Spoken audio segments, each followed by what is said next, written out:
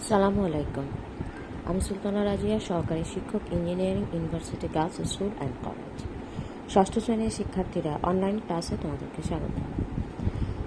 মেয়েরা, আজকে আমরা বার্ষিক পরীক্ষার সিলেবাস থেকে পড়া শুরু করব। আমি ঈদের আগে তোমাদের কোনো ক্লাস দিইনি। এখন ইনশাল্লাহ আমরা 3টা অধ্যায় আমি পড়াবো তোমাদেরকে। তো আজকে আমরা 4র্থ অধ্যায় থেকে পড়া শুরু করব এবং সাথে সাথে আমি কিছু প্রশ্ন তোমাদেরকে দিয়ে দিব, এগুলো তোমরা রেডি করে ফেলবে। হ্যাঁ, তো আশা করি তোমরা পড়াগুলো বুঝতে পারবে। আর আমি আগেই বলে রাখছি, যদি পড়াগুলো না বুঝতে পারো তাহলে অবশ্যই আমাকে অনলাইনে নক করবে, আমি সেখান থেকে বুঝিয়ে দেব। আর মেয়েরা, আজকে আসো আমরা 4র্থ অধ্যায়টা শুরু করি। দেখো, তোমরা যদি বই খুলো তাহলে দেখো 4র্থ অধ্যায় উদ্ভিদের বাহ্যিক বৈশিষ্ট্য। বাহ্যিক বৈশিষ্ট্য মানে কি? বাহ্যিক মানে কথাটা মানে হচ্ছে বাহিরে, মানে আমরা উদ্ভিদ মানে তো গাছ, সেটা আমরা জানি। আমরা একটা গাছের বাহির থেকে যে অংশগুলো দেখতে পাই সেই অংশ নিয়ে এই অধ্যায়ে আলোচনা করা হয়েছে। ঠিক আছে, তাহলে দেখো, ইতিপূর্বে আমরা বিভিন্ন প্রকার উদ্ভিদের বৈশিষ্ট্য ও শ্রেণীকরণ সম্পর্কে জেনেছি। আমরা উদ্ভিদ 2 ধরনের, যথা নগ্নবীজি ও আবৃতবীজি উদ্ভিদ। আমরা এটা নিশ্চয়ই পড়েছিলাম ছোট ক্লাসে, 6-এ। তো তোমরা তো এখন 6। আচ্ছা, যদিও না পড়ে থাকে, আমরা এর সামনে কিন্তু পড়বো নগ্নবীজি ও আবৃতবীজি উদ্ভিদ। তোমাদের যাতে মনে থাকে সেজন্য আমি পড়াটা বলছি। নগ্নবীজি উদ্ভিদ হচ্ছে এমন কিছু উদ্ভিদ যেগুলোর বীজগুলো উন্মুক্ত থাকে, যেমন হচ্ছে সাইকাস, পাইনাস। আর আবৃতবীজি উদ্ভিদ হচ্ছে যে ফলের উদ্ভিদের বীজগুলো আবৃত অবস্থায় থাকে, যেমন হচ্ছে আম, জাম। এগুলার যে বীজগুলো আছে এগুলো ফলের ভেতরে থাকে। ঠিক আছে, এই ধরনের উদ্ভিদগুলোকে বলা হয় আবৃতবীজি উদ্ভিদ। আর নগ্নবীজি উদ্ভিদ হচ্ছে যে ধরনের ফলের বীজগুলো উন্মুক্ত অবস্থায় থাকে, অর্থাৎ আবৃত থাকে না, সেগুলো হচ্ছে নগ্নবীজি উদ্ভিদ। আবৃতবীজি উদ্ভিদকে একটি আদর্শ উদ্ভিদ হিসেবে ধরে তার বাহ্যিক বৈশিষ্ট্যগুলো কি কি তা আমরা এই অধ্যায়ে জানব। একটি সপুষ্পক উদ্ভিদের কোন কোন অংশ থাকে, কোথায় তাদের অবস্থান তা জানব। এর প্রধান অংশগুলোর প্রকারভেদ, কাজ ও মানব জীবনে এইসব অঙ্গের অবদান কি তা এই অধ্যায়ে আলোচনা করা হবে। আচ্ছা, আমরা এই অধ্যায় পাঠ থেকে আমরা কি কি শিখতে পারবো? দেখো, উদ্ভিদের বাহ্যিক বৈশিষ্ট্য ব্যাখ্যা করতে পারবো, মূলের প্রধান বৈশিষ্ট্য, বিভিন্ন অংশ, প্রকারভেদ ও কাজ ব্যাখ্যা করতে পারবো, কাণ্ডের প্রধান বৈশিষ্ট্য, বিভিন্ন অংশ, প্রকারভেদ এবং কাজ ব্যাখ্যা করতে পারবো, পাতার প্রধান বৈশিষ্ট্য, বিভিন্ন অংশ, প্রকারভেদ এবং কাজ ব্যাখ্যা করতে পারবো, উদ্ভিদ এবং মানব জীবনের মূল, কাণ্ড ও পাতার প্রয়োজনীয়তা ব্যাখ্যা করতে পারবো, উদ্ভিদের প্রতি সহানুভূতিশীল আচরণ প্রদর্শন করব। আচ্ছা, এই অধ্যায়টা শেষ করে আমরা এই কনসেপ্ট এই বিষয়গুলো সম্পর্কে একটা ধারণা পাব। আজকে আমি তোমাদের পাঠ 1 ও 2 আলোচনা করব। পাঠ 1, আদর্শ সপুষ্পক উদ্ভিদের বাহ্যিক বৈশিষ্ট্য। আচ্ছা, সপুষ্পক উদ্ভিদ নিশ্চয়ই মনে আছে, যে সমস্ত উদ্ভিদের ফুল হয় তারা হচ্ছে সপুষ্পক উদ্ভিদ, আর যে সমস্ত উদ্ভিদের ফুল হয় না তারা হচ্ছে অপুষ্পক উদ্ভিদ। একটা সপুষ্পক উদ্ভিদকে আদর্শ উদ্ভিদ বলা হয়, অর্থাৎ এই ধরনের আদর্শ উদ্ভিদে এমন কিছু অঙ্গ আছে যেগুলাকে বৈশিষ্ট্য ধরে একটা আদর্শ উদ্ভিদের চরিত্র তুলে ধরা হয়েছে। ঠিক আছে, আমাদের চারপাশের পরিবেশে অগণিত উদ্ভিদ দেখতে পাই। এসব উদ্ভিদের আকার ও গঠনে অনেক বিভিন্নতা রয়েছে। কিছু কিছু উদ্ভিদের দেহে মূল, কাণ্ড ও পাতা থাকে, এদের ফুল, ফল ও বীজ হয়, এরা সপুষ্পক উদ্ভিদ। আচ্ছা, যদি এইভাবে ক্যামেরাটা নেই তাহলে হয়তো বুঝতে সুবিধা হয় মেয়েরা। আচ্ছা,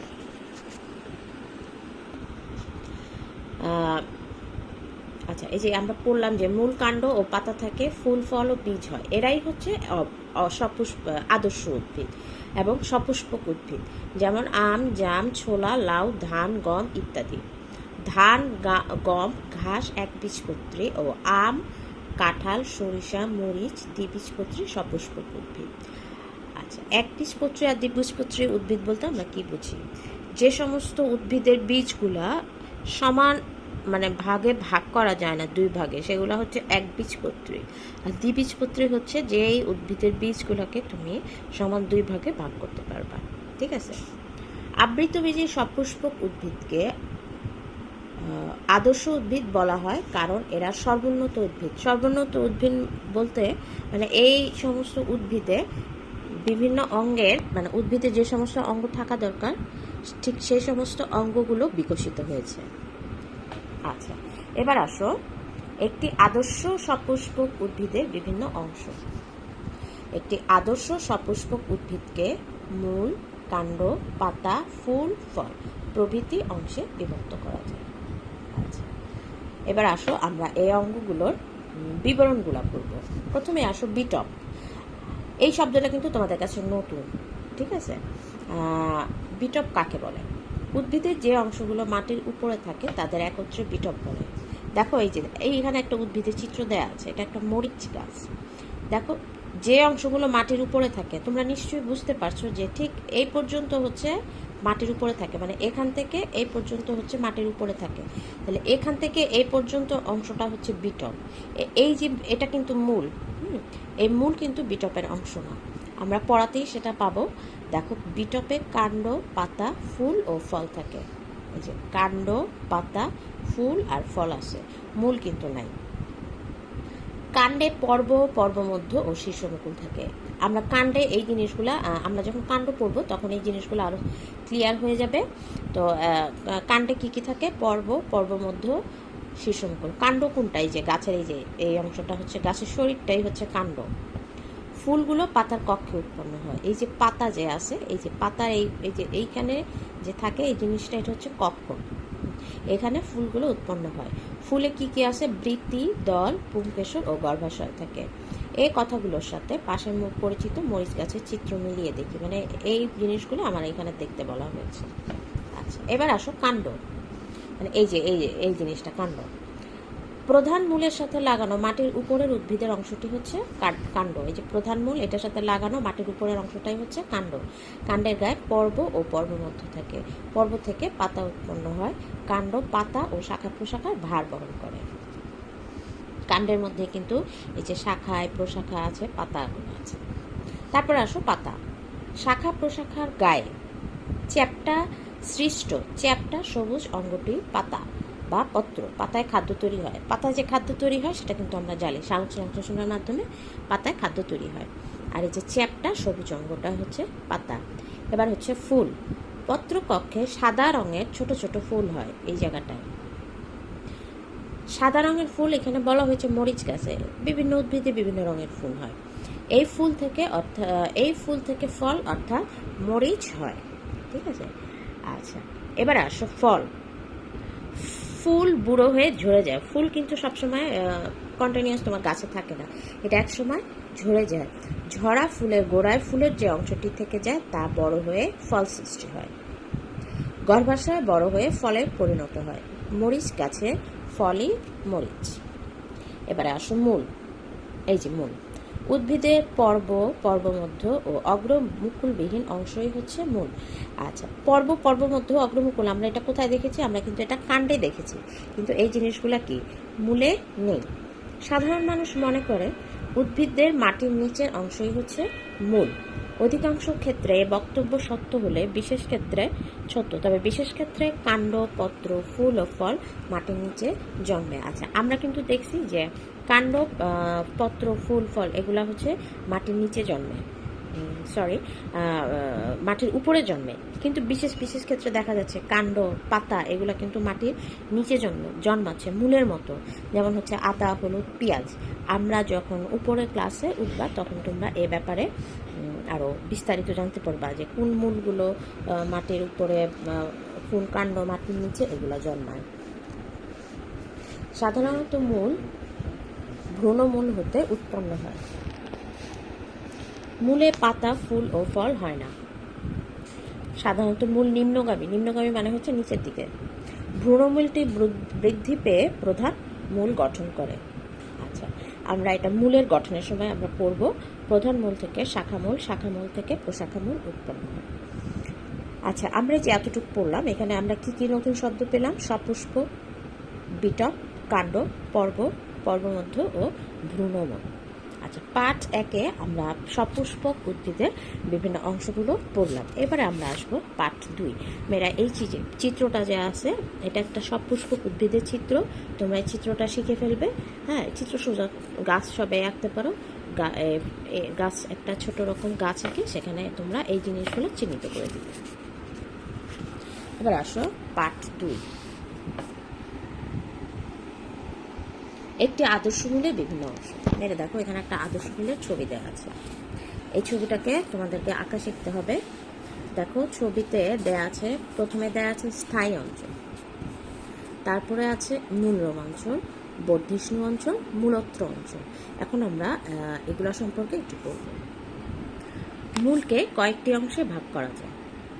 এই যে মূলকে যে আমরা কয়েকটি অংশে ভাগ করেছি।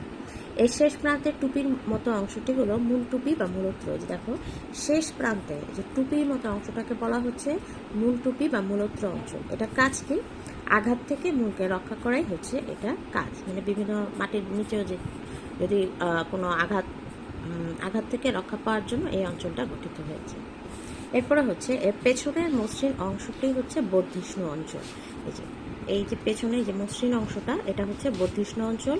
এই স্থানে মূলের বৃদ্ধি ঘটে, মানে এইখান থেকে মূলটা আস্তে আস্তে বড় হয়ে উপরের দিকে ওঠে। এই এলাকার পেছনে সূক্ষ্ম লোমশ মূলরম অঞ্চল অবস্থিত। এই এলাকাটার পেছনে এই যে দেখো, এই যে রোমশ বলা হয়েছে কেন? এই যে এখানে ছোট ছোট মূলরমগুলা যে বলা হয়েছে, এই জন্য এটাকে বলা হচ্ছে লোমশ অঞ্চল।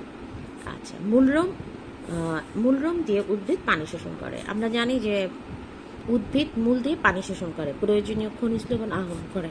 এই যে মূলরমগুলাই উদ্ভিদকে পানি শোষণ করতে সাহায্য করে। এই অঞ্চলের পর মূলের স্থায়ী এলাকা অবস্থিত। এটার পরে যে স্থায়ী এলাকা, এখানে কিন্তু আর কোনো বৃদ্ধি ঘটে না।